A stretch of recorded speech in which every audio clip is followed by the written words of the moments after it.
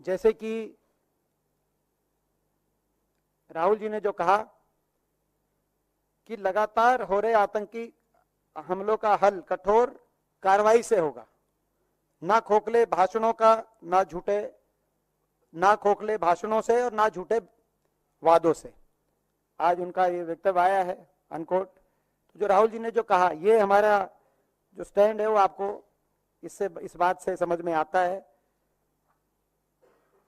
एक इस संदर्भ में एक दो महत्वपूर्ण जो बातें हैं वो आपके माध्यम से हम देश के और सरकार के सामने रखना चाहते हैं अत्यंत चिंता के साथ।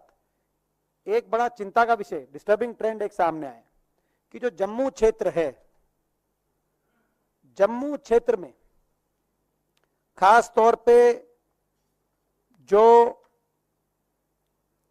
पीर पांजाल के दक्षिण में जो सारे राजौरी, पुंछ, रियासी, जम्मू, ये जो सारा जो क्षेत्र है, पहली बार ऐसा दिखाई देता है कि आतंकवादियों ने इस क्षेत्र को अपनी एक्टिविटी का केंद्र बनाया है।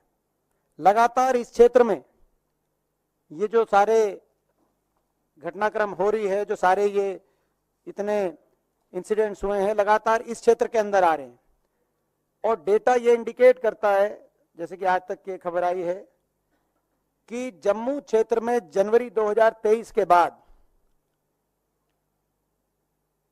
आतंकवादी घटनाओं में नागरिकों और शहीद हुए सुरक्षा बलों के जवानों की संख्या लगभग दुगनी हुई है।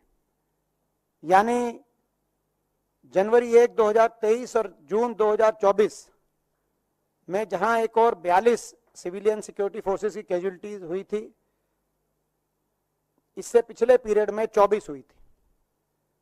तो जम्मू क्षेत्र में पहली बार ऐसा दिखाई दे रहा है कि जो आतंकवादी एक्टिविटीज है उसका जो केंद्र है वो अब कश्मीर वैली से जम्मू में शिफ्ट हो गया। Indian national Congress expresses deep concern about this disturbing trend that Jammu is emerging as the new center for the terrorist activity in Jammu and Kashmir.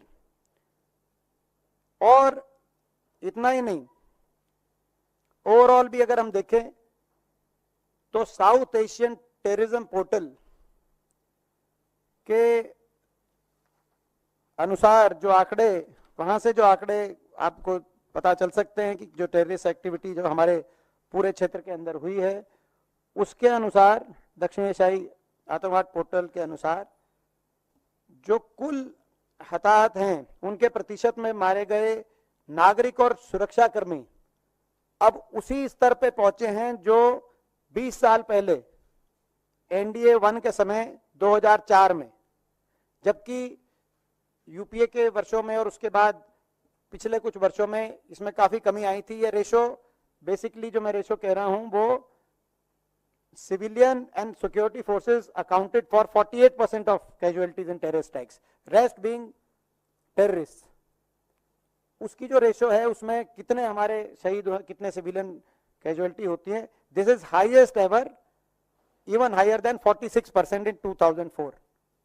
तो ओवरऑल ये तो कहीं ना कहीं ये भी एक बड़ा चिंताजनक ये आंकड़ा सामने आया है।